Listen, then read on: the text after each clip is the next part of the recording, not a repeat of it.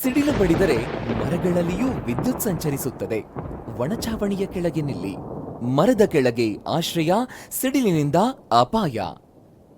ಸಿಡಿಲಿನ ಸಂದರ್ಭಗಳಲ್ಲಿ ವಿದ್ಯುತ್ ಉಪಕರಣಗಳ ಬಳಕೆ ಅಪಾಯಕಾರಿ. ಸಿಡಿಲಿನ ಸಂದರ್ಭಗಳಲ್ಲಿ ವಿದ್ಯುತ್ ಉಪಕರಣ, ಫೋನು, ಫ್ಯಾನು ಬೇಡ.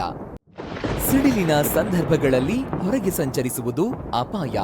ಮನೆಯಲ್ಲಿಯೇ ಆಶ್ರಯ, ಸಿಡಿಲಿನಿಂದ ಇಲ್ಲ ಅಪಾಯ. ಸಿಡಿಲಿನ ನೇರ ಹೊಡೆತಕ್ಕೆ ಸಾವು ಸಂಭವಿಸಬಹುದು. ತಲೆ ತಗ್ಗಿಸಿ, ಕಿವಿ ಮುಚ್ಚಿ, ಕೆಳಗೆ ಬಾಗಿ. ಸಿಡಿಲಿನಿಂದ ಪಾರಾಗಿ.